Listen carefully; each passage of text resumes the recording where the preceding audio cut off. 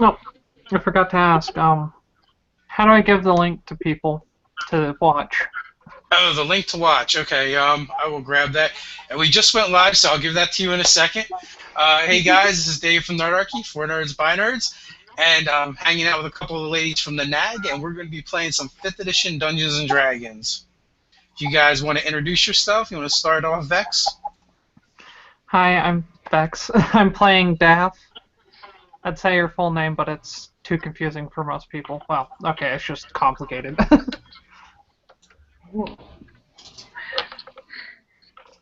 Okay. Hi, I'm Samantha, and I'm playing my character named Agnetha. She is a half-elf outlander barbarian.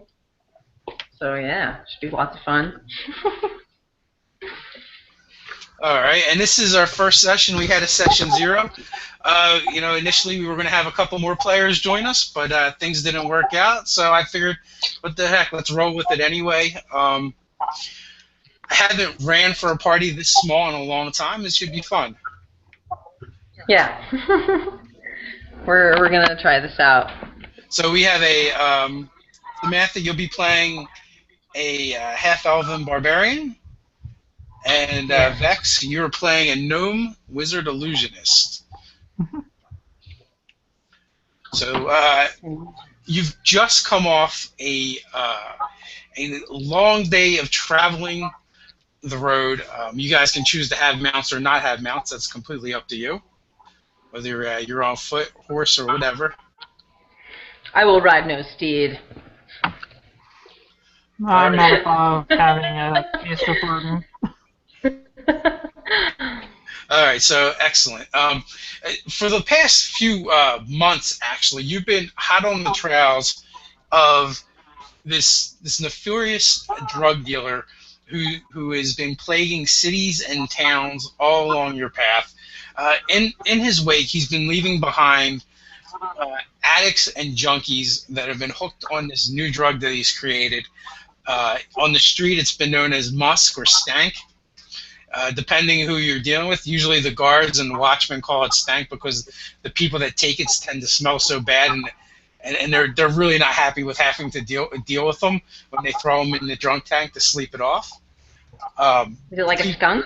Yes, exactly like a skunk. And then the people that have been using it have been calling it musk because apparently it does something in their brains. It makes it actually smell good to them.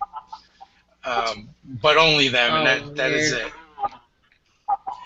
So every town and city you've gone to, you've just been just behind this guy and just missed him. And now you're coming up to yet another small village, and the sun is going down. It is late, and you guys are probably weary from travel. What are you doing? Well, what's the weather like, and what's the environment like? It's summertime, so it's hot. It's very muggy, and you see some. You've passed some farmsteads, and you see them work in the fields. And the village is small. There's basically one road leads through it, and you can see houses and buildings on either side. It doesn't look like it has much to offer, but you could probably find an inn or a tavern to stay at. It probably has one. Okay, well, I'm pretty upset that this guy isn't caught, so we should go to the tavern and talk about this. Probably a good place to start. Okay, well, Plus, we need to secure lodgings for the night at minimum, so. You two ladies are no strangers to travel, so essentially, just looking at this place, you just kind of know that the largest building is most likely to be the building that you're looking for. And as you come up to it, you spot it, and on the above the door there is a signpost, and it doesn't read anything, but there's a picture of a rainbow-colored caterpillar. A lot of common folk can't read, so most of the signage is usually pictography. As you're looking at it and getting ready to go in, you hear a horrid scream come from beyond the doors. I'm gonna I And want I'm to gonna. rush in. Okay, you're gonna rush in, but Frida, it's a scream that actually makes you realize that something's wrong, because usually when you approach a tavern, there's a lot of noise and stuff going on, where it was kind of quiet until then. Well, Agatha, your little friend rushes past you, bolting through the door, throwing it open, basking you in light from within. The scene before you on the far side of the room is a man standing on the bar with a chair in his hands, trying to fend off what looks like some kind of lizard type man. It's drooling out of from its jaws. It stands about 6 foot tall, kind of lanky and skinny, with molded gray and brown skin. Uh, Mhm. as you look at it, the things that are near it, its skin kind of takes on that appearance a little bit, almost like it's changing. But the scream actually came from a woman standing in the bar, dressed in human clothes, and she looks to be one of the people that lives in this town and works at the tavern, and she is screaming hysterically. And as the scene unfolds, you can see that there's about 20 patrons in here, and half of them are writhing in agony on the floor, and seem to be convulsing and drooling, while the other half of the room is filled with these monstrous lizard men. Well, that's no bueno. And then the next thing that you notice immediately is the hard smell coming from this room. You can each actually give me a Constitution saving throw. Okay. Do. I don't have a bonus to that, but I do have a decent Constitution bonus, oddly enough. Oh my goodness. You're really cutting out, Dave. Hopefully I can. Oh.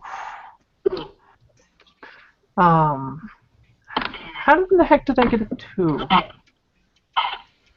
4, Oh. 8. Okay. Note to self, that is not the add dice to it. Okay, so you feel extremely nauseous right now. Vex, if you look at in the dice stream app there's a clear button so you can get rid of all the dice so they don't Okay. overrun the screen. And can you hear me okay, Samantha? I'm hearing you better now. Okay, I cut down my bandwidth as well. Oh, that's much better. Thank you. So give me a saving throw. So drop a d20. Talking to me? Yep. Can you see it? It said 17. Do I hit it again then? I did not see it. If you said it rolled a 17, then that passes. Okay. Okay, so Daff is bent over hurling at your feet right now. And I'm laughing. Essentially. You can still act. You're basically just considered to have the poison condition, so pretty much everything you do, you're going to do at disadvantage, and every round you can make that saving throw again. Do you both want to give me initiative, please?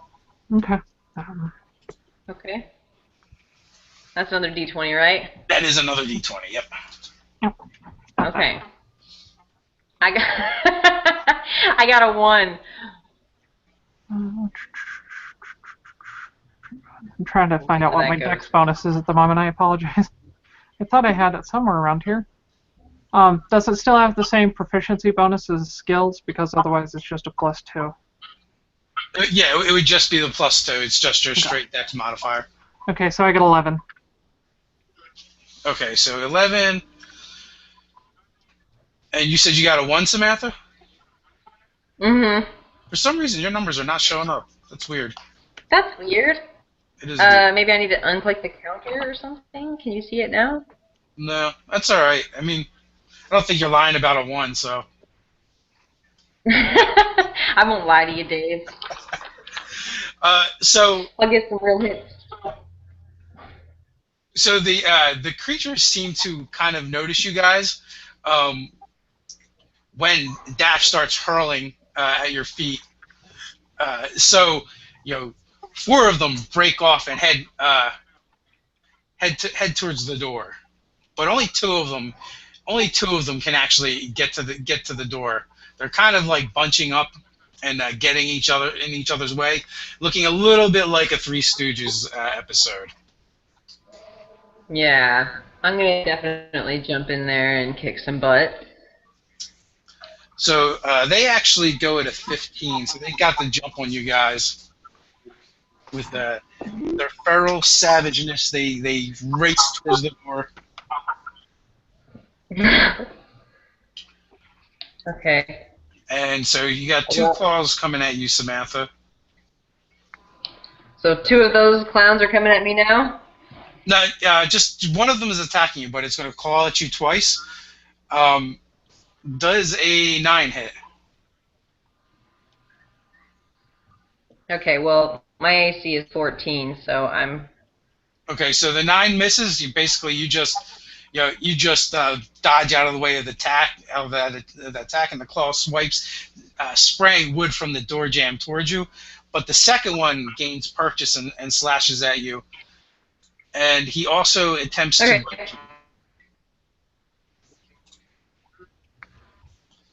He's attempting to do what now? Bite you.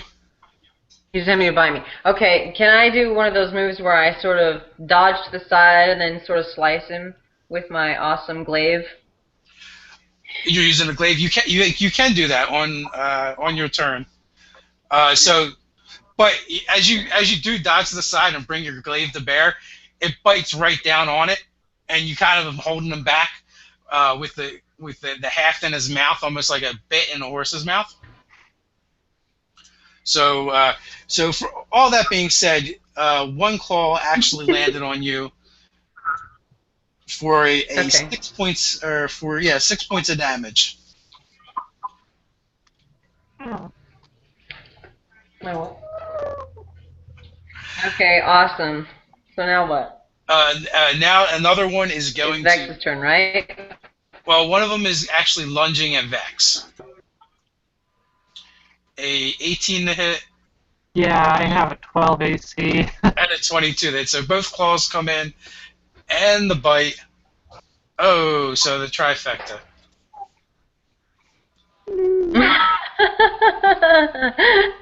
No. So 12 points of damage as this horribly stinking creature, drooling saliva all over the place, tears into you with claws and fang alike. It's probably the only thing really saving you is your small size, making you hard to gain purchase on. And now it is Vex's turn. Okay. How many of them did you say there's around us? There is 4. Okay, let's see. I'm debating between 2 of my spells. I apologize. No problem. I think for now I'll just settle for color spray. Okay. Can I cast that defensively? You don't have to cast defensively in this edition. Oh, okay. Well, I never played it before. I only have the rules in kind of a cursory memory. So that's okay. Okay. So then it's a 15-foot cone. How many of them can I tag with that? You can get all 4 of them. They're up close in front of you. They're bunched at the door. Okay, then it's confetti attack time. It doesn't say what the roll to resist is, as far as I know. The DC is going to be... It will be your 8 plus the proficiency bonus plus your intelligence mod. So 11 plus your intel mod. Which is 4 and then 3 for level. Or wait, you said 8 plus... Yeah, so I'm for that. 15. Okay. 3. And what kind of saving throw is that? It doesn't say. It says there's a casting time, range, components, duration, but it does not specifically say as far as I can see here. The effect is they're blinded, right? Yeah, basically. Yeah, I opened right up to it. Oh, okay, it's because it's how many hit points you can affect. I'm sorry. Okay. So basically, you roll 6 die 10. Yeah. Okay, I got. Wow. Too bad it doesn't come in a total. 10, 20, 34, 40. All right, so you're actually able to affect all of them without any problems.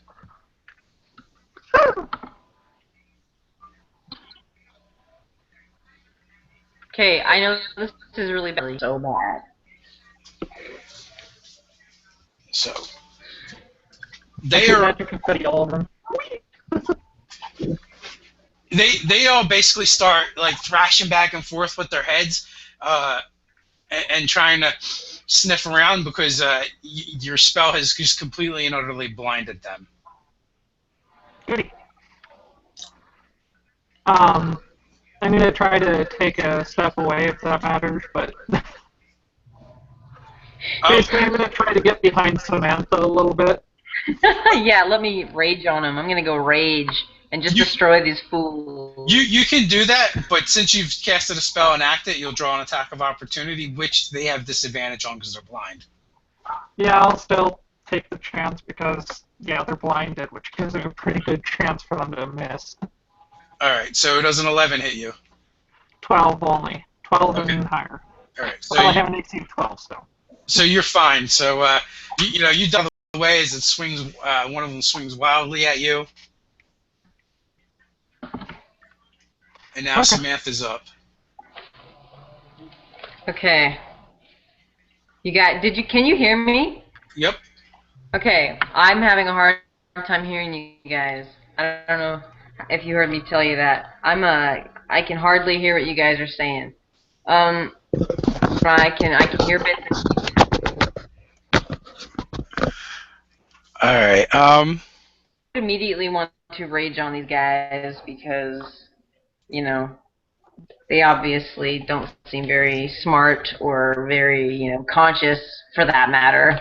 I would say just pwn them Okay. as soon as possible.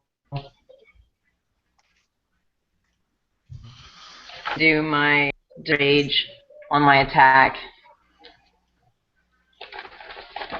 Can you hear me still? Yeah, you were cutting out a little bit. I think I don't know what's up with Google Hangouts tonight because they're all kind of like that. Let's all drop down to like the halfway to the low point on the bandwidth and see if that helps. Okay. Oh, low? Yeah, because Vex, I can hardly understand what you're saying, and it's kind She should be playing a Warforged because it's got the choppiness makes it sound like a robot voice almost. I know. We are talking like this. It's like cutting out on me like that. It's lame. Okay, Is it any better now, or because I have it on very low at this point? Yeah, that sounded all right there. Okay. Hopefully it continues to sound all right. So far, so good. It might just be it. We might just have to drop down to the very low and deal with it that way. Okay. Trying to find... All right. So what are you doing, Samantha? I'm gonna do a reckless attack on them. You don't actually have to because they're blinded, so you already have advantage. And now, if I heard that clearly, okay.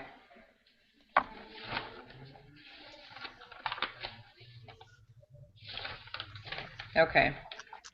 Well, I'm just gonna start chopping at him with my glaive then. Just see how that works out for me. Since Okay, I'm you said pretty you're much doing the rage thing. Yep. Yeah. Okay. Let them have it. Okay, here we go. I got. Let's see. Can you see those yet? No, your numbers do not exist to us. That's right. You can just tell us. Okay, I've got a 16. That hits. Okay. And you're rolling with advantage? Yeah. I've got my for strength. My proficiency is 3. No, That you would, definitely hit. yeah. You definitely hit. But what I'm saying is, for each attack, roll twice and take the better number, Oh, okay. Let's do it again. just in case you crit or something. Okay, I got a 12. So. Okay. So you swipe with your glaive. Roll your damage. Another D20, right? I got. Yeah. Yeah, or you can roll your damage for their first attack. I got a 17. That will hit. Or is that where your damage? I just rolled that one for damage. Okay, so 17. You kill it. Do you want to describe how you kill it? Yeah. I come in there with my awesome glaive. I chop him from the legs down, and I'm freaking raging on him, and then he dies, and weird stuff starts coming out of him, maybe like that poison that they've been injecting inside of him. Starts coming out their mouth, and it's like really gross, and you're like, oh, you don't want to touch it. Daff is so happy that she moved back because that green ichor is like spraying all over the place now. Alright, so you can make your second attack? Okay, here we go. Let me do this again. Okay, I'm gonna do the same thing with the other guy. I just rolled an 8. So. Well, again, you get to roll 2d20 because you have advantage. Oh, that's right. Sorry. And then 14. So that's much better. Yeah, so you take the 14. That will definitely hit. So roll your damage. All right, and that gives me an 11. 11 damage. Mm-hmm. So you skewer him on your glaive, but he's still alive, and still kind of trying to reach him for you. Okay. Um. I'm gonna reach from behind me and get one of my. I've got some pole arms. I got some javelins on my back. Okay. I'm gonna stick that one through his skull and end his life in rage.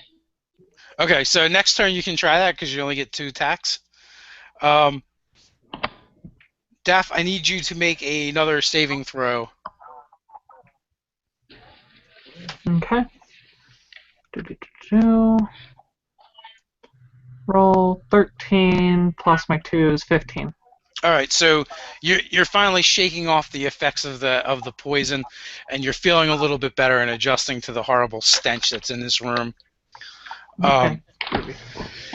With that, the creature that is on your glaive is actually sliding itself down. Ugh. Okay. Agatha, and reaching for you. So the one, the one claw, you're able to jerk up the haft of the glaive and catch its claw on that, and making it miss. But the other one swings wildly at you and connects for 5 points of damage. Is that with the blindness, Dave? Oh, you know what? I'm sorry. That was one claw attack that missed. Thank you, Vex, because they're technically still blinded. Yeah, until my turn. Yeah. So the second attack, I rolled a 14 and a 20, and you can thank Daft because she kept you from being critted. So that is only just going to be a hit for 5 points of damage. So basically what I described before, but and then it kind of lunges at you, snapping with its jaws, and it is going to miss, but it gets just close enough for its hot, fetid breath to touch your face and totally just gross you out, especially with the smell of the stench. Okay. A second one is trying to squeeze past you. You know, I'm not. Oh, What's that, cutting out Samantha? again. Yeah. You're cutting out again. Can you say that again? I'm sorry. Yeah. Well, another one comes rushing in, trying to get out the door past you, and Okay. as it does, it is going to claw and bite at you just as the other ones have been doing. So it is going to swipe with its claw, and misses. Swipes with another claw. It gets tangled on the creature that's on your glaive, and it totally fouls its shot and misses you. And one more time, lunging in with a bite. A 14 is going to miss you, correct?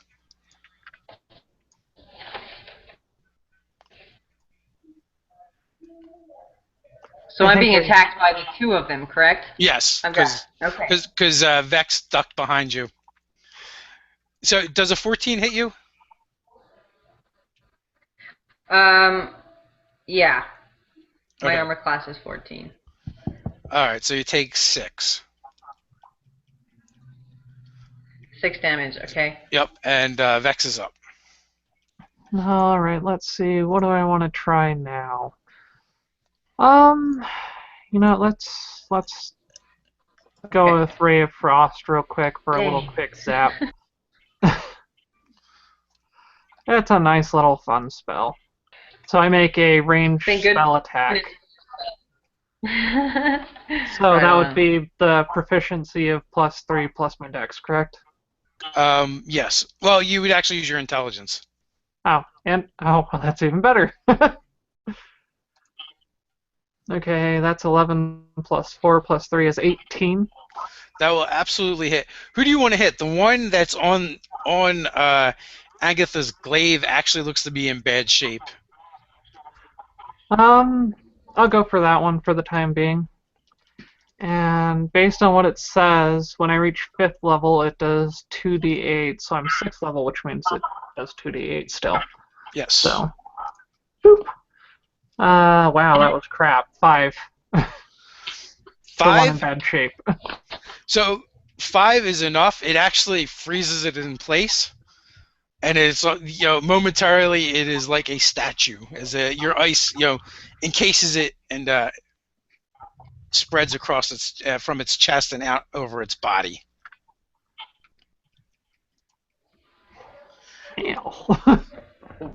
And you are up, Samantha.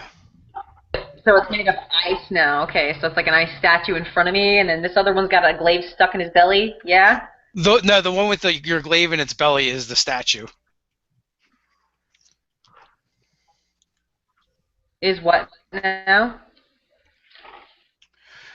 What Daft did was she had frozen the one that was already on your glaive, seeing that it was close to being dead. She finished it off.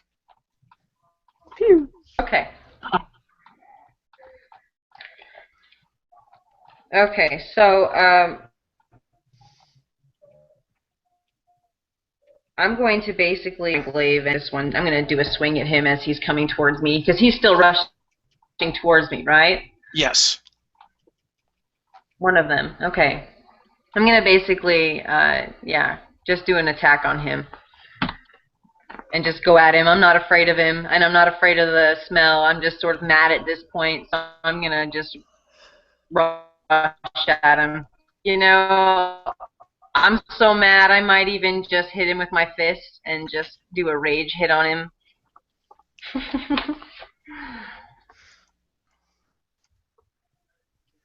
I'm going to roll a d20 now, correct?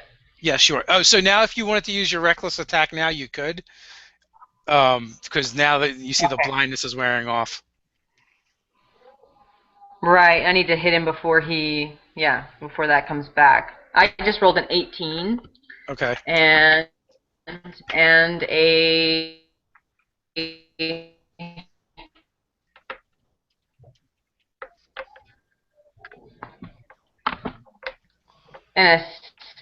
oh, here we go. I don't know why it's not showing up. I rolled 6. So 18 is definitely better. Yeah, that definitely hits.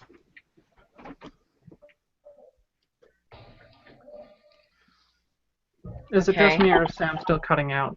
I'm still cutting out badly. This is horrible. I can hardly even catch you guys. Okay. Try killing your camera. Like next to the bandwidth, there's a camera thing. Right. So let's see if that helps. How is that? Is that any better? It does seem a lot better. Yeah, maybe it was. Okay. That works for me. But now we don't get to see your pretty face, but we can hear you. That's okay. If it works better, it works better. Okay.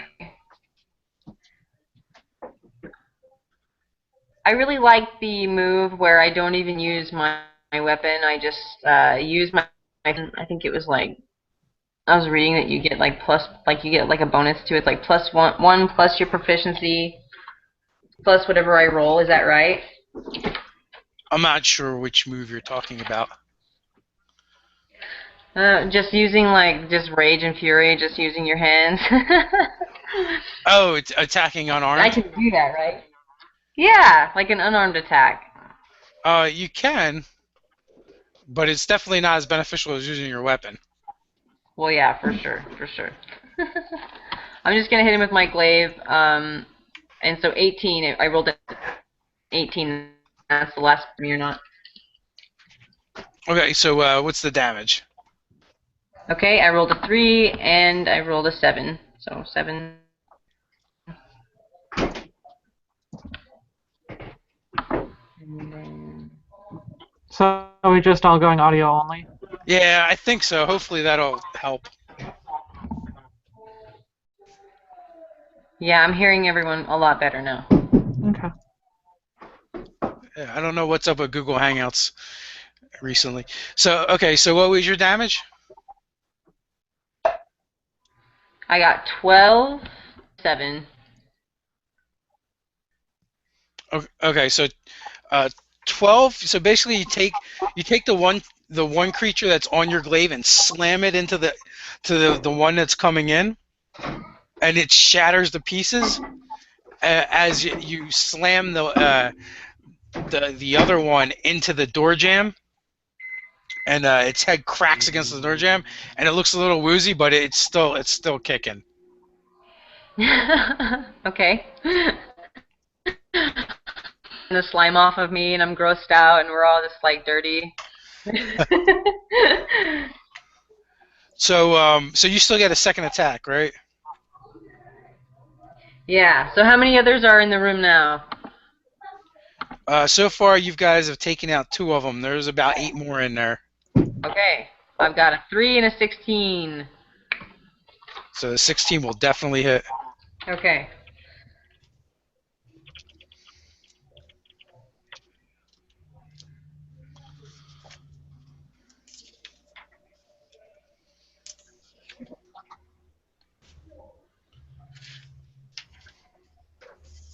So what'd you get for damage?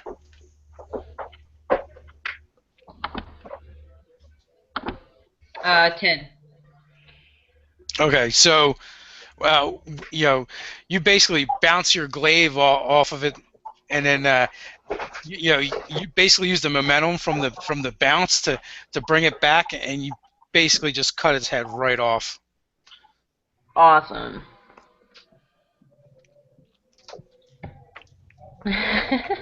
With that, the thing doesn't even have time to let out a death scream as it dies.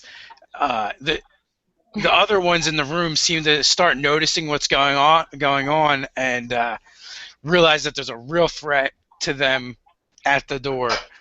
The 2 that are there, they're gonna rush you, and you can see the rage and fury in their eyes from you taking down their companion.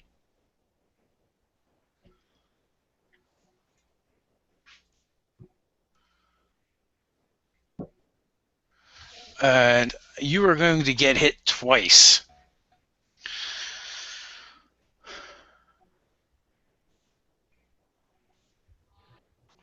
So you take 8 points of damage as claws slash and rip at you. Okay. And you have the two of them in front of you, just kind of hissing and growling at you. What are you doing, Daff? You're up. Well, I'm trying to decide if I want to affect them both or not, but seems like it'd probably be the safe way to go. So I am going to use one of the world's greatest classic spells, Sleep. Okay. Can I swing it so that I tag both of them and just them instead of tagging everybody in this place? You could you could probably try and get everybody in this place because it won't hurt them. I mean, you can avoid getting Agatha in your attack. Well, plus it affects hit points of creatures, and I'd rather not affect the bar patrons because, well, that would mean less hit die worth of stuff to affect them. But apparently, I can actually choose now, as unlike the old sleep spell. So I was not aware of that. Yeah. So first step is to roll. Plus, the other thing is so the patrons are more the regular people are more inside the bar because they were there. They were there hanging out. Now the creatures have all kind of rushed towards the door, so they are kind of congregated together. Yeah. Okay. Okay. Well, I will. As I said, sleep spell, so that's 5d8, unless I'm mistaken. Let's see, that's 10. Yep. Unless you choose to cast it as a higher slot, yes. Nah, but I got 10, 9, 22 hit die. Okay. To use on the two creatures I believe are still alive. Okay, so actually, two of them go down. The two of them closest to you actually are the ones that go down. Okay. So, sleep. So, Samantha or Agatha, you just witnessed your traveling companion Daff just whisper some spidery words of magic and throw out a little bit of sand, and the two of them that were just standing in front of you are now slumbering at your feet. But there is still another 6 in the room. Oh, there's another 6? Mm-hmm. Oh, crap. I didn't realize we had that many. That's one of the problems with Year of the Mind. Okay, so she just got another guy, so now we're down to 6, yeah? Yes. Okay. I am going to use another one of my rage. Oh, you don't have to use it. You're still raging. Oh, it doesn't end. As long as you keep fighting, it doesn't end. Oh, good. Okay, so I'm just going to continue to fight these guys, right? I'm sorry, I'm still having a really hard time hearing you guys. Attacking these guys and try to get them out of X's way as much as possible so that she can be using her spells and whatnot. I think the idea might be if you tried to freeze them or do something like that, and I just shatter them. Mm-hmm. Maybe I could I do 2 in 1 that way, or would that not work? Well, I think the first thing maybe it'll help with hearing is if you take your bandwidth all the way down to the very bottom. And we're not using cameras anyway, so we might as well all do that. Hopefully that'll get rid of the choppiness. I already did it. I'm having a hard time. Okay. All right. So what you want to do is you want to try and attack more than one at a time? Well, my idea was that if we work together in a sense too, maybe on the next roll. I was going to ask you, Dave, is it easier to kill them if they're in a spell, frozen in Vex's spells, her craft?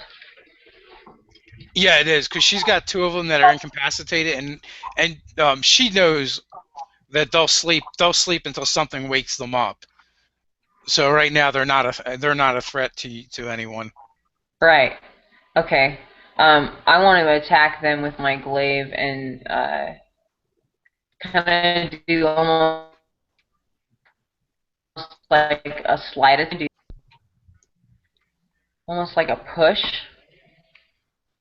like attack. Okay. Are you saying you want to do that against one of the ones that are standing or one of the ones that are sleeping? One of the ones that are sleeping. I want to attack. Well, not the ones that are asleep because they're asleep. I want to do the ones that are, not in the spell. I want to attack them. Okay. So you want to do like a cool like sliding type attack, right? Yeah, just for fun. All right. Well, give me an athletics check.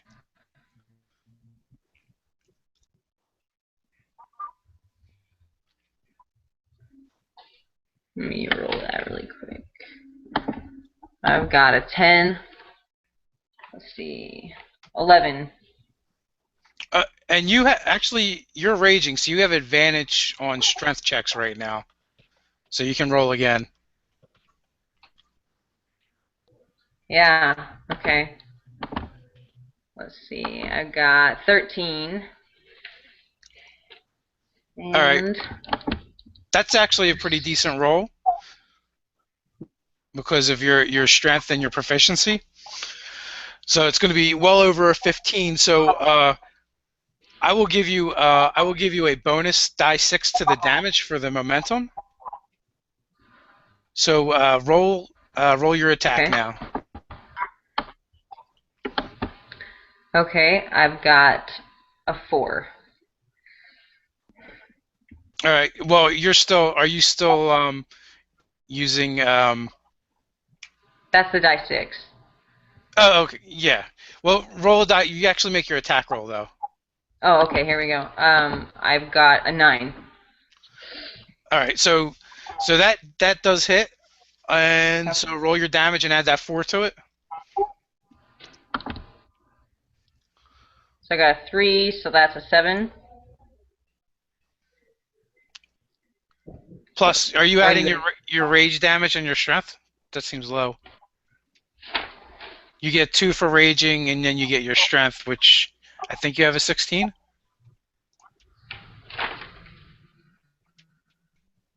So that would be like 21. Let's see, yeah, because my strength is 16. Plus the 3, plus the 3. Yeah, so it's going to be 4, 10, 12. It should be 12 altogether. Because you get 3 from your strength, you get 2 for your rage damage. I'll give you 5. You roll a 4, that'll give you 9, and then you roll a 3, which is 12. So you basically come up. You run into the bar. You slide on your knees, come up to one knee, and slam your glaive into the gut of this lizard creature. And you see its eyes bulge and go wide as your blade sinks deep into its chest. It grabs the haft and then just falls to the ground at your feet. Okay. I feel exposed. And you still have you one are. more attack. Okay. Crap, I can't use that.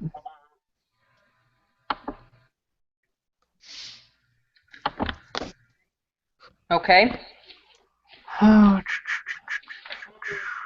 So did you take your second attack, Still Samantha? okay. Okay, here I rolled a 14. Okay.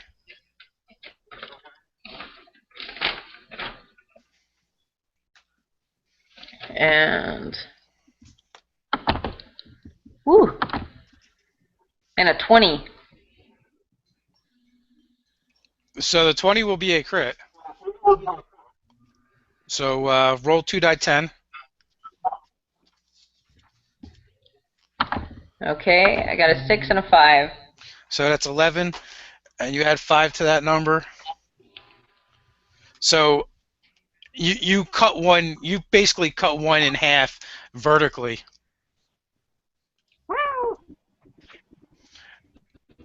And so now there are 4 of them left. And the good news is there are 4 of them left. The bad news is you're now kind of in the middle of them. And Daff, you are up. Your companion is in a bad spot. Hey, That's my next move, right? I can dodge on my next move. On your turn, you could do that. Yeah. Okay. how many people? How many of the enemies would I tag with the 30-foot cone? Oh, you could hit them all. But I'd hit Daff, wouldn't I? You would, yes, you would hit Agatha as well. Or Sam. Agatha. Jeez. Ugh. Sorry. Bad with people names. Worse with character names. Sorry, Daff. I know I've been. It's okay. A 30-foot cone. What are you looking at using? Fear. Fear. A 3rd level illusion spell.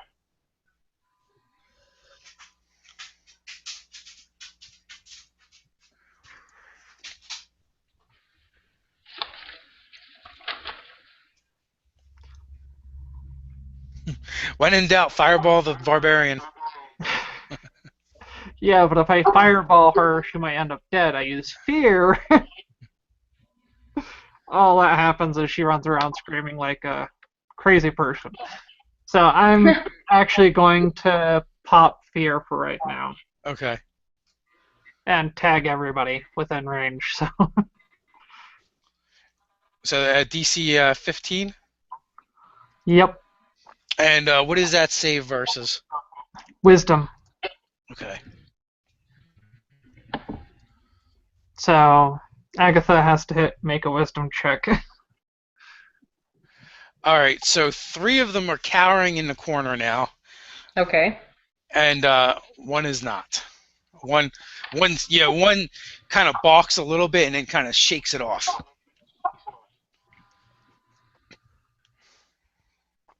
And Samantha, we need Okay, so there's we need a wisdom saving throw from you, Samantha. okay.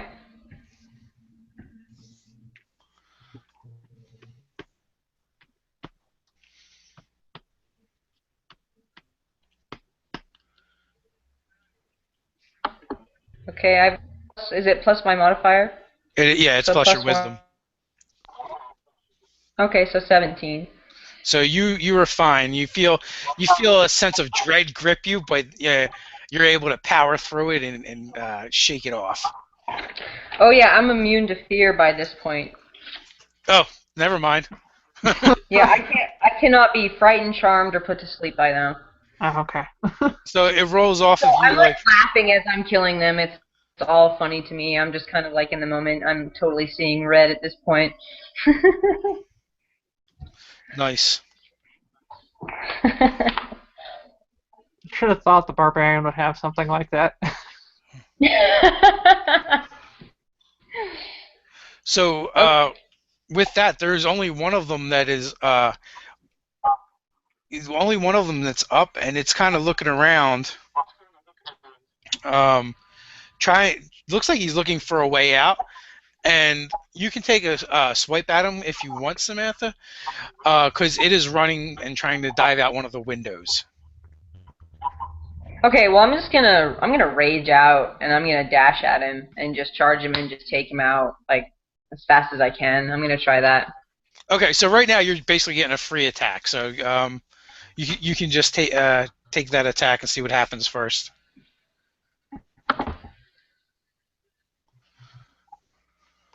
Can you repeat that? I didn't hear what you said.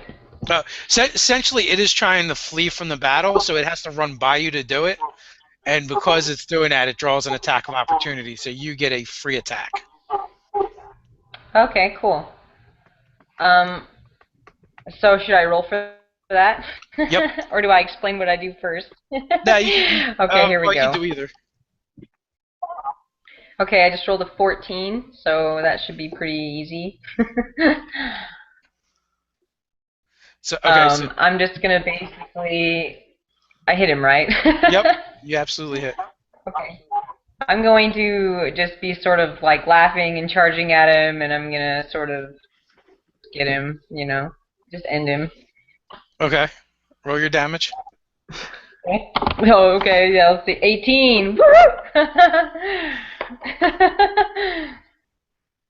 That more than likely hits. Yeah. So I pwn him basically. Yeah, he's pretty much toast. 2 swipes of your glaive, and you got lizard creature pieces at your feet essentially. Okay.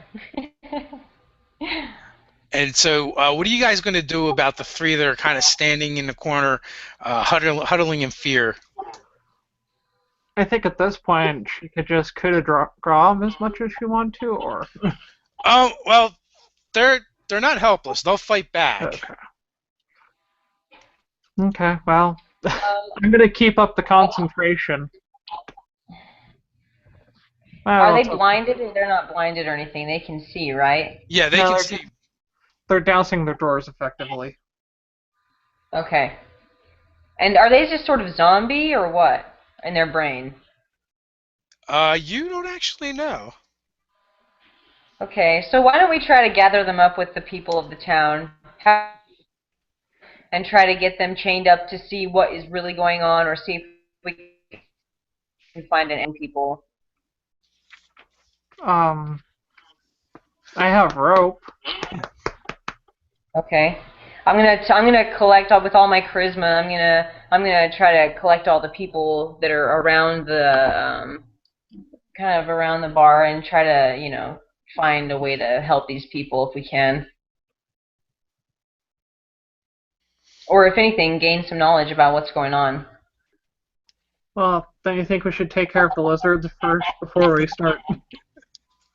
Are you talking about the 3 that are still in the corner? They're still just like, what? Are Yeah. they afraid of us at this point?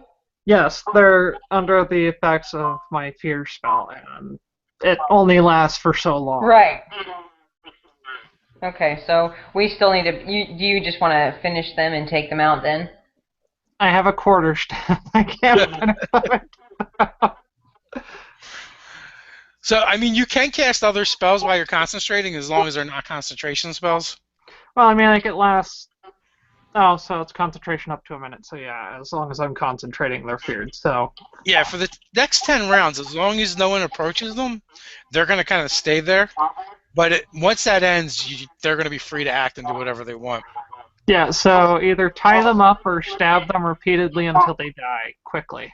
I have a feeling you're trying to do the latter. I can't do the latter. I'm busy concentrating to keep them, shaking. Well, gosh, Daff, what do you want me to do? Do I kill him or do I save him and question him? I don't know. I'm just trying to concentrate on the spell. My focus is in one spot. All right. You make the decision. You know what? I don't know how try well to you figure can this. I don't know how well you can tie them up. Is the only problem. All right, all right. So, Dave, are they beyond saving? Or are they just pure evil at this point? You don't actually know. You guys have not successfully been able to capture any alive, or they basically act barely more intelligent than beasts. So far, none have been Okay, saved. I would like to. Can okay, so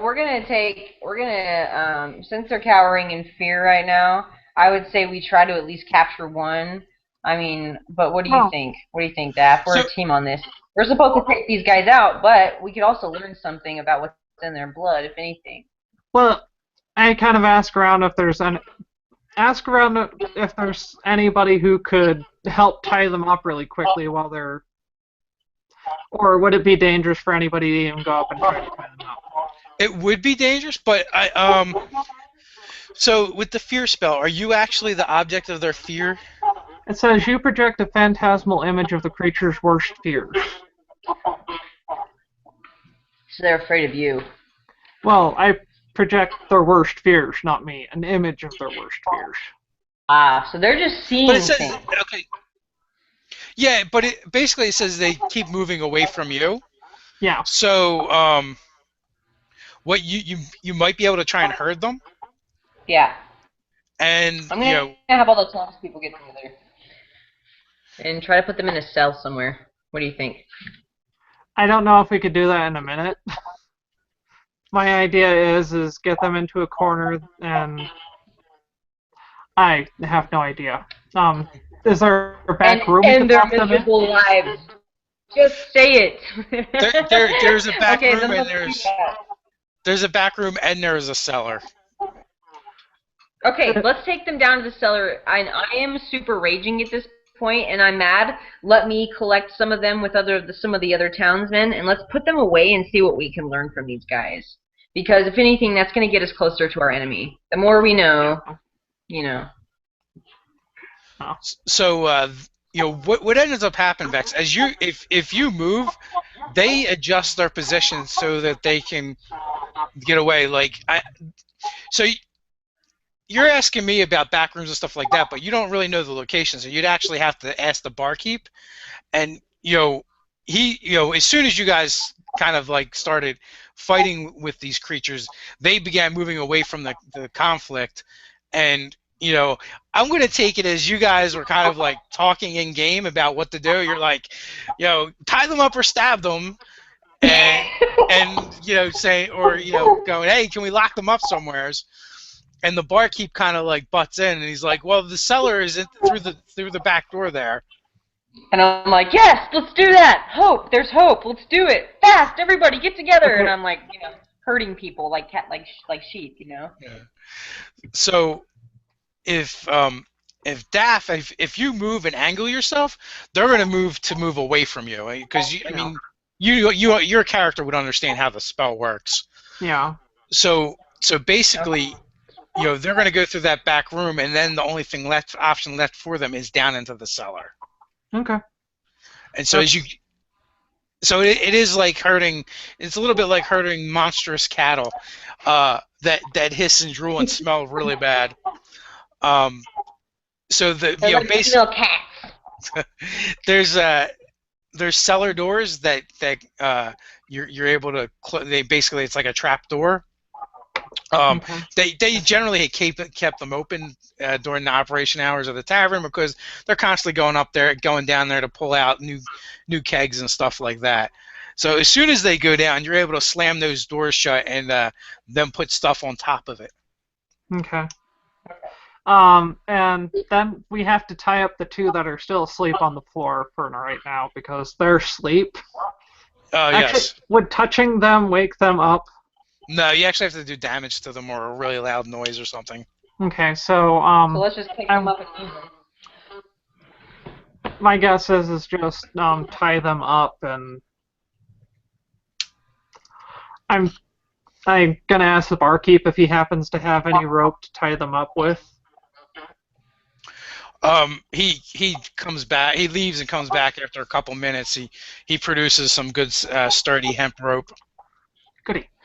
So we're gonna tie them up, because I don't want to have to kill people if I don't have to, and if they're possible worth saving them, it's better to do that. But I feel bad that we killed people already. But there wasn't much I could do at that moment. Well, they were sort of raging, and they were about to hurt people. They were having fear, and they were stopped. At least we can control them, and now we can maybe learn from them. So let's just get the town together and find the supplies that we need. Let's basically tell everybody, hey, let's get these guys contained and figure out what the hell's going on.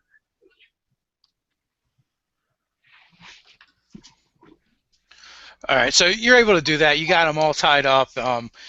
Basically, some of the other townsfolk have come by this point, and they're trying to tend to the other people that are just kind of sick. And nobody really knows what happened. And the barkeep is a portly man, balding on top.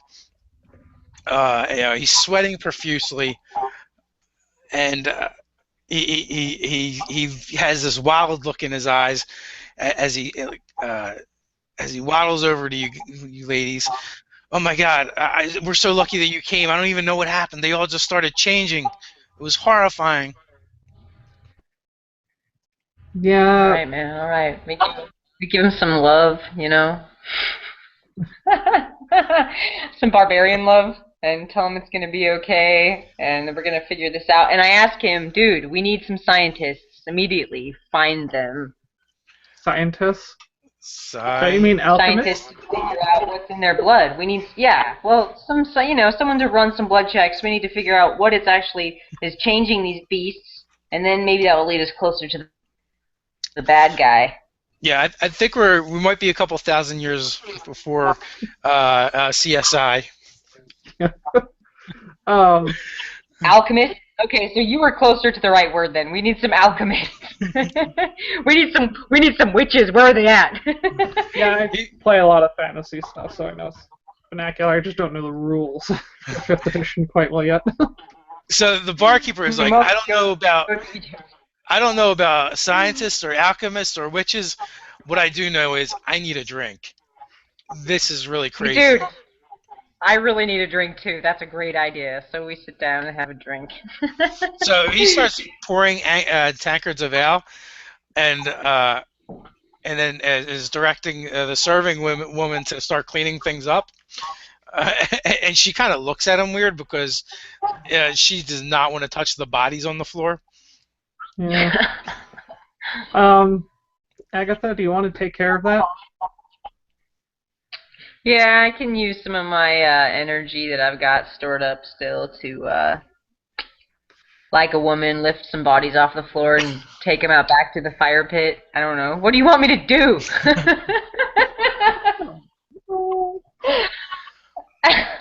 But I'm like 3 feet tall. There's no lifting from me. I'm like, is there a fire pit somewhere? And everyone gives me a really dirty look. Oh no! And I'm thinking they need to be burned.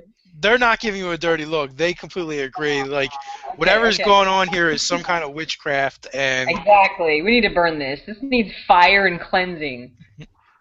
I need like a priest or a druid. Go find them because we need to smudge this place. Like it's pretty gnarly, you know. Yeah, this village is so small. You're not going to find. You may find a priest, but not one that actually has cleric powers. More of like just someone who, does the weekly sermons and whatnot. There's probably in this town, it's probably like an old wise woman, or or even maybe a veterinarian type guy that actually does any of the medical treatments. Right, that's perfect though. I mean, they all might know something. I got a brilliant idea. Okay, not a brilliant, a decent idea. Burn the whole village, start over? No. I want to use my investigation skill on the bodies, actually. See if there's something that's particularly out of place, or would that be a healing check? Do they have a healing check? Oh. I'll allow you to use either medicine or investigate on this check. I have investigation, so it'd probably be better to do that. Okay. Okay. 14 plus 7 is 21, so... All right, so you start investigating, the townsfolk, and with that 21 check, you automatically realize that you're not going to find anything new on these creatures that hasn't been found before. Like, even if they had the puncture marks, they're not going to be there anymore because of the transformation. Okay. But what happens is you do check the sick, and they don't have any of the puncture marks. And you'll say, from what your experience, not all the victims of this drug has changed. It's like a 50-50. Okay. Interesting. The side effects, but there's no puncture marks, and a closer investigation, you see that either like snot coming out of their nose or drool coming out of their mouth. There is like this strange ichor that you've come to associate with this drug. Okay, are they still alive, regular human villagers? Yes, there are people that were in the tavern as well, and I'm going to say with that high check of yours, you also notice a little bit of that substance in some of the tankards that have been drunk from or still have liquid in them.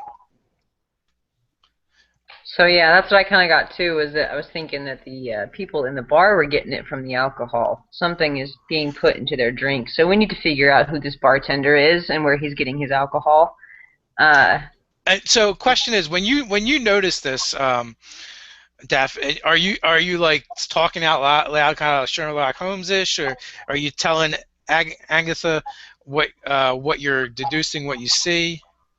Um, I'm not going to say it out loud straight off the bat, but I'm going to act like I see some sort of weird faint tracks that nobody else noticed, kind of, and use it to investigate the back area. Well, here's one thing that you may want to take into consideration. Agatha right now has a tankard of ale in her hand. Oh, I'm going I'm going to crap, what's the easiest way to do this? Um I'm going to act no, I can't lie or make acrobatics, but I'm going to put my hand on her wrist and look at her and shake my head. And I'm gonna nod in agreement and go, yeah, I don't know about this drink either. Like, I'm just sort of sitting there with it in my hand, like, there's too much about this place that's sketchy. I really want to get to know this guy, this bartender, where he's getting his orders or who he is, maybe a little more. Uh, Maybe start talking to some townspeople even. I would like to try to flank the bartender. I'm kind of trying to give Agatha the notion to flank the bartender so he can't get away if he decides, he figures out that we know that he's Okay. screwing with the drinks. Well, he's about to take a tankard to his own lips right now. Oh, I'm going to. Shit. I don't know if I can get across the room that fast, or am I close enough that I could smack the tankard away from him?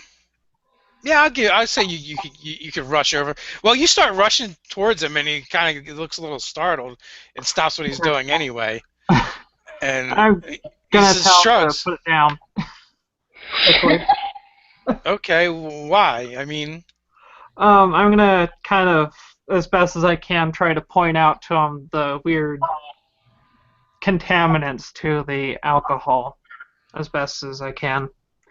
Well, so when you do that, he kind of kneels down beside you. So he's closer to your level, and he's holding the mug and looking at it, and you can see the color slowly drain from his face as he's looking into the mug, and he sees like that ichor kind of like flowing up through, in the ale, specks of it moving around. It's moving on its own?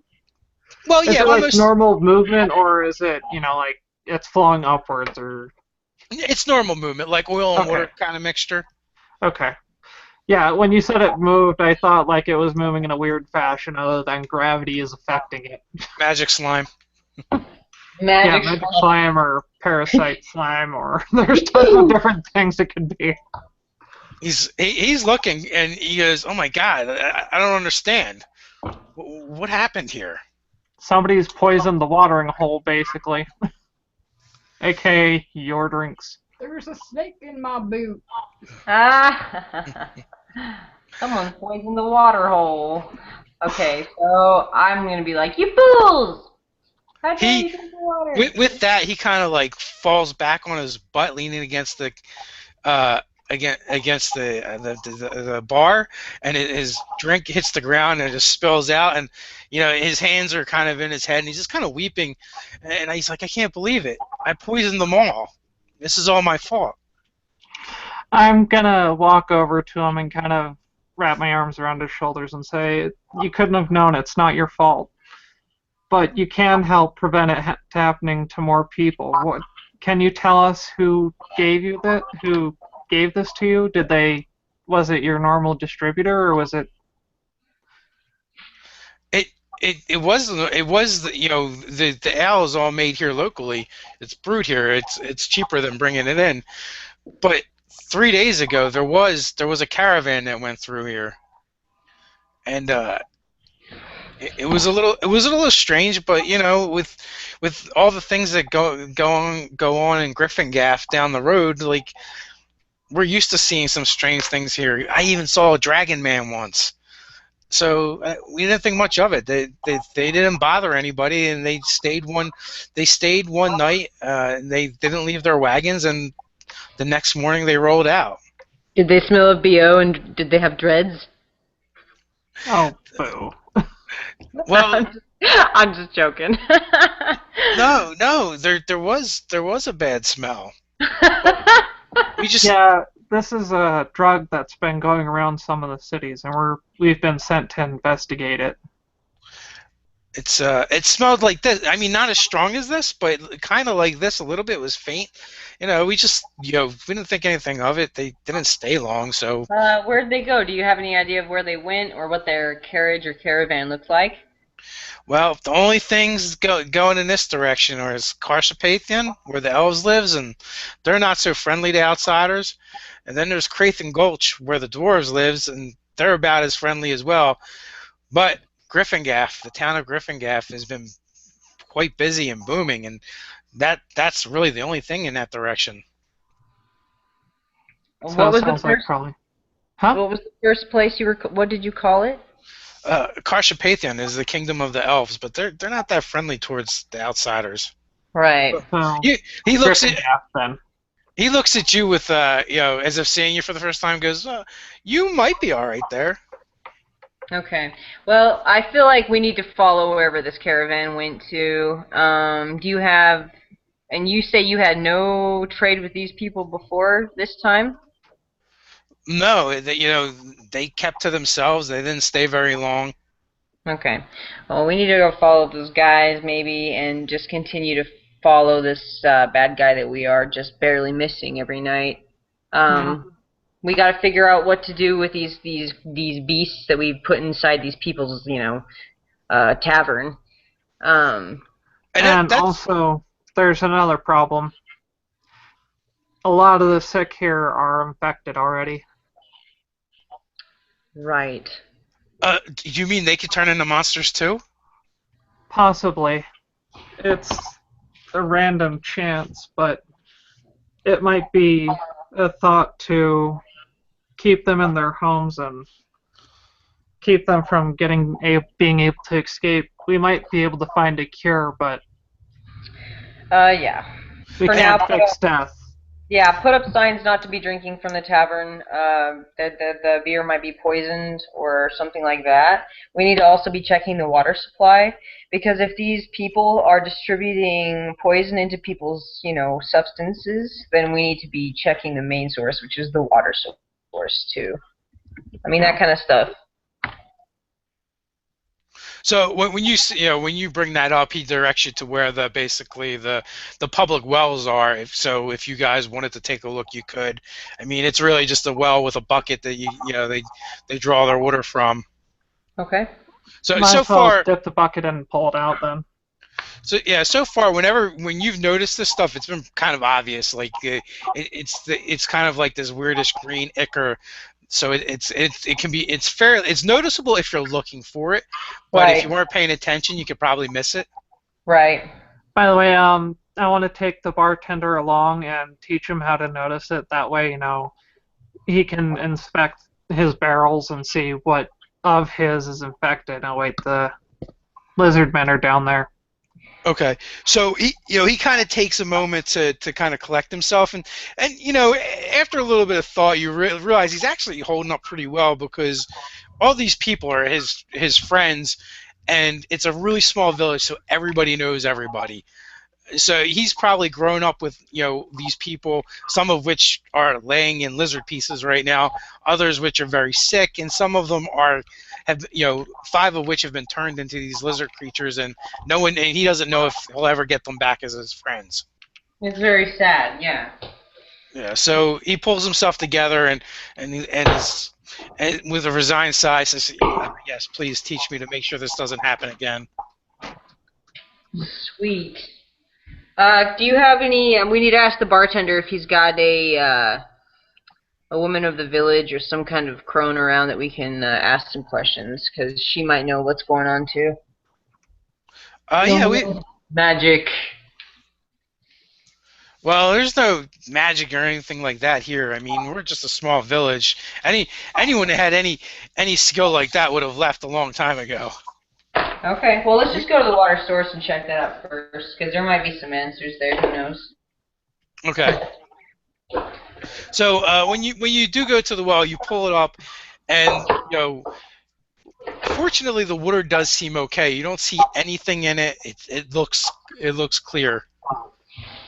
Okay, I'll triple check just to be safe, dump Okay. it back under and Get your pee sticks out. at this moment. So he asks, well, what about the cask I've been drawing from all night? I would say freaking look into that. Definitely look into everything that you're serving people. And if there's any trace of anything, I mean, I would say even just get rid of it. This is very strange. Okay, so you guys go back into the tavern, and he pours another draw from the tap that he's been using, and when you guys investigate that, there's clear signs of that it's been contaminated. Okay, so we definitely need to find the source. And again, I'm trying to teach him as best as I can to kind of point it out and help him, adjust his eyesight to that, because I don't want these people to be hurt again. And and as you guys are messing with the cask and you pull it out, you can actually see that it wasn't really noticeable at first, but it's been tampered with. On the back end of the cask, at the top of it, there's a small hole that's been cut or drilled. I'm gonna ask him if he knew about that. No, I didn't see it until just now when you pointed it out. Who did you let back into your tavern? No, and just the normal people. I mean, I pretty much work the tavern myself, and Briley, the serving woman, she helps me out. But other than that, it's just the two of us mostly. Okay, so I'm in question of everybody that is inside the bar at this point. I don't trust any of them. I'm gonna need to talk to some other people about what's going on, and specifically your tavern. I'm not going to say this to him, but I'm going to talk to Daff about it outside. So I'm going to say to him, all right, I'm going to continue checking around the room and see if I can see anything else. But I need to figure out, who was there, or if it's actually this guy and this lady that's running this place, because someone's been behind here, and we need to figure that out. So okay, so you're gonna start questioning just like the random villagers and stuff. Right. Well, just the bartender and the people that are working there at the tavern. I need to get everybody together that is working at the tavern and question people. Okay, so you have both of them. Just those two, okay? Yeah, it's just those two that do it. Daff, what do you think? Do you think we should try to figure out who these people were that delivered this last casket, casket, cask of beer? How many did you get delivered? And it was just. It seems like it was tampered with as opposed to delivered, though. Because there's a drill through it, right? Yeah. Well, now we need to figure out, was it done by these guys that sold them the beer, or was it done by somebody else that came in the bar, or was it done by the actual bartender?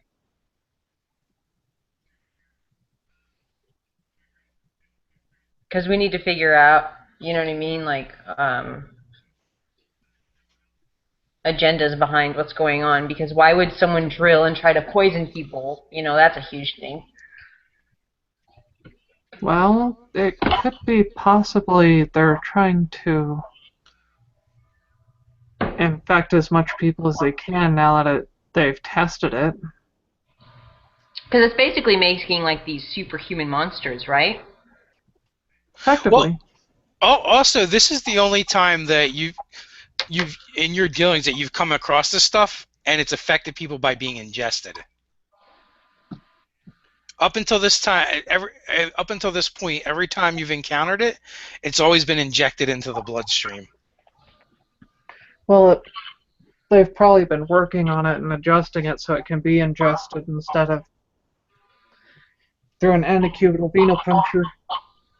Right. So it's not just through an injection in the veins, it's actually through the blood. So you can be eating it and get it. Yes. Okay. So, Daff, you have an 18 intelligence? 19. Okay. So you have a 19 intelligence, which is that's pretty close to genius level. No kidding. So you could probably come to a couple deductions. One is it was just a malicious act. Two, they're trying to create more of these creatures for some purpose. Three, it could be a test to see how a new formula works. I figured it was a test, and that, from the sounds of it, you said that Godfrey's on that road? That was one of the Gryphongaff. Gryphongaff. Yes. Yeah, the first name that came back to my mind was Gryffindor, and I know that was wrong. So. I'm bad with names. I apologize. Okay. No apology necessary. Wait a minute. Have you watched our videos? Have you seen me trying to pronounce things? Not off the top of my head lately. I usually watch. Well, yeah, I've heard you pronounce a few things. You usually aren't too bad, but I never heard hide or hair of Gryphongaff. I keep watching a lot of the older videos. You're still. like me. my brain knows the words, my tongue does not. That's my half the time. Yeah, I have dyslexia big time. I think it's funny when I notice you do it. I've noticed you do it in a couple videos, but it's like it's just funny because I do that too. You're cool. I've never been diagnosed, but my daughter has, so I suspect I do actually have dyslexia. Do you have green eyes at all? I have blue. Oh, okay. Why are you more likely to have dyslexia if you have green eyes? Yeah. Or hazel eyes. Green or hazel is almost always dyslexic. Isn't that weird? That is weird. Mutations, that's what happens. Speaking of mutations, so they're probably. I figured they're probably using this as kind of a test site. Like they graduated it to a different form, and they had to test it before they get to the really big city. Because I'm assuming Gryphongaff is the big city. It's you've actually heard of it because it's actually exploded over the last couple of years with activity. It's kind of been like a backwater town up until this point, but there's been all kinds of trade routes that have been coming out of there. One is they've recently connected a portal to the Dragon Realm where the Dragonborn are from. They've made deals with the dwarves and both the elves of this region, so they have almost exclusive rights for trading. Okay, so it's a big trading hub is what it is, which is even worse. Yeah, which is what it's become, exactly. Which is very bad because it's almost like they're trying to spread a disease inside of a city, and now we're like at the witness of just the beginning. Hopefully just the beginning. Hopefully it's not happening anywhere else in the city. I have a feeling, though, it's going to get bigger and worse if we don't get there and stop them. I agree. I think we should definitely chase these guys down as fast as possible. What do you think? I agree. I think I just said that. So actually physically go and chase these guys down and not try to stop this disease. We got to put some other people in charge here and say, hey, we're the adventurers. We got to go and basically hunt down the beast. Yeah, because they know what to look out for. At least the bartender does now. Right. So set up alarms in the city. Have him kind of set up to know where to search for this stuff, and so he can teach others how to look for it. And that's the best we can do for the city until we find a cure. Let's do it, girl. Let's hit the road. So no Valley Girl. That was a joke against Valley Girls. Sorry. So bad. It was bad. It was really bad. So the question now is, do you guys want to head out immediately or wait until morning? Because you've been traveling all day, and now you just got done fighting. Yeah, we're going to be of no use to anybody if we're tired. I got my own flask. Maybe we can drink from that instead and watch the sunset and try to forget about the gooey monsters. Well, I have an adventurer's kit, so I'm covered, so... All right. So throughout your talks, the different townspeople come up and the tale is retold over and over again, whether it's by either of you or the barkeep or or the servant woman. But you know people keep coming up and thanking you for stopping the monsters, and they basically are looking for reassurance that everything's going to be okay and that it's over with. Right. It might be good to talk to those people too. Try to get as much information as we can while we're inside the city. Well, Might be a good thing to hang out at the tavern even and just talk to people. yeah. As well. I mean, like, we're here. Right. What time of day is it now? It's night. It's nighttime. Okay, so The sun is down. let's definitely rest. So I'm going to try to gather as much information as I can about, the travelers who came by through, and also try to, help people notice these things and reassure them that as soon as we find out, who did this and how they're doing it, we'll be back with a cure to help with whoever we can who's possibly infected. One of the groups that come up to talk to you is a burly man who is covered in soot and grime. Someone who's obviously spent a long day working. He's wearing a heavy leather apron. You actually hear him approach before you see him, as you hear the jangle of tools on his belt. Closer inspection, you're gonna have to go out on a limb and guess that he is the village's blacksmith. And basically he wanted to know the same as all the other people when the boy that's with him, he's probably maybe 10 years old, 12 years old at best, kind of speaks up. And he's like, I saw the strangers. Nice. Oh. Awesome. That's the kind of stuff we want to talk to. Those are the people. With that, like, the big man kind of like wraps his arm around the child and covers his mouth, and he's like, "Stop with the nonsense again already. You've already spouting that silliness earlier today. It's enough already." I'll be like, dude, what are you talking about? What is he saying? I want to know. I'm trying to get as much information as we can. Let him speak. If you wish, but the boy doesn't make any sense. Go ahead, Gilsey. Guilty.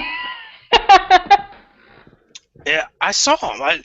I went up to the wagons because I know Pa's always looking for more work, and I figured they had wagons and they had horses, and horses have shoes. And Pa's the best blacksmith we have. Maybe some of their horses needed shoeing. Did they smell like patchouli? Smelled worse. And and I noticed it stunk around their wagons. I don't know why. One of the wagons, I snuck up to it and I peered through the bars because it had bars and it was all closed in, and there was these monsters in there. What are you talking about, boy? And they smelled awful. The monsters, like the ones you killed. I saw the bodies. Wait, they were keeping them inside of the carriage? One of them had it, and they had this strange thing wrapped around their mouth, so they couldn't open it. Muzzles. Yeah, like a muzzle, like you would put on a dog. And I was just about ready to run home and tell Pa what I saw when I saw one of the strangers get out of the wagon. He was in there with them. I can't believe they didn't rip him apart. But he was covered head to toe in all kinds of fancy clothes. You couldn't make out any of his skin. You could see nothing. Where his eyes were, he was wearing these strange pieces of glass. I don't even know what they were. And I saw him move his arm and scratch up the other arm. And when he did, the sleeve came back, and there was these strange tubes or wires running around his arm and in his arm, and they were clear. There was a green liquid in them, and that's when I ran home. It's like Bane. Oh my God. We've got Bane on the loose. Oh no! I'm making jokes because I'm like literally scared, and I'm like thinking, "Boy, are you lying to me? You better not be lying to me, boy." I'm gonna. No, ma'am. I wouldn't lie. Pop, All right. Pop says Better I've been not. making stories. Pop keeps saying I've been making stories, but I swear by the gods, that's what I saw. You swear by the gods. Okay. All right. So I believe the young lad, and I thank him for his story, and I say, all right, that's very interesting. And tubes and green stuff. So this monster, you could actually talk to him, or was the green guy with all the tubes in his arm talking to the actual like lizard beast? It What was was. he? He just saw him leave the wagon. He doesn't know if they conversed with them or not. Weird. Okay, so he was in there for a second with them, though. So he doesn't know how long. He just knows. There's an alpha lizard walking around. As kind of a thanks to the little boy, I'm gonna put on a little light show using prestidigitation, kind of like mini fireworks, and make a little prestidigitation firework dragon thing. It's kind of a entertaining thing for the kid. Oh, that's a good idea, Daff. You're awesome. He definitely appreciates it, and actually all other townsfolk start gathering around when you do that. And the longer you do it, more of them gather around to watch. If people start gathering around, I'll just start putting on a kind of show and telling weird stories of like either adventures I've gone on or other stories I've heard of. Kind of trying to uplift the people's spirits. Right. Try to spread some light. I start telling them stories of the woods and the creatures in the woods and the birds, and everyone's sort of happier now. We're gonna try to cheer this place up because it's sad. So it definitely does go a long way to bolstering the townsfolk's spirits. I mean, they just had a devastating event happen, and basically by the time you're finished, you don't have to worry about food or a place to stay. You guys have kind of searched everything, and the only thing that you found contaminated was that one keg of ale. Okay. So you kind of think that was probably it? That's good. But still, tell them to keep kind of a watchful eye. It's better safe than sorry, Absolutely. So, with that, you've instructed, several people who seem a little bit sharper than the rest on what to look for, and, giving them some ideas how to treat the creatures that they have, and hopefully, maybe you guys will be able to come back with an antidote in the future. Right. That's the plan. When you guys awaken early the next morning to actually the rumble of a caravan pulling into town. That caravan or a caravan? A caravan. I'm going to go check out the caravan then. So these are basically there is 10 wagons, 10 covered wagons. They're brightly painted, and sitting upon the carriage, guiding the carriage seats, guiding them are small humanoids. They're about your height, a little bit plumper in build, and you recognize them as being halflings. Interesting. I'll greet them in a cheerful voice, kind of, hey, how you doing? What you got in the caravan? Anything to trade? Actually, we don't. We have we have all of our possessions. We've heard of this town of Gryphongaff where they actually have the mayor is a halfling like us. Oh, really? And we are making a pilgrimage there because we believe there is a lot of opportunity to be had, and so our clan has decided to move to Gryphongaff. Ask them if they've heard of the disease. The disease? What disease? I don't want to go where there's a disease. All right, well, you guys should know. We don't know if there's a disease there, but we've heard rumors of, in weird places, there's been this weird infection going around where it turns people into monsters. Ooh, that sounds quite dreadful. How would you take that news, right? Wow. Okay, we're gonna move on. With that, you know,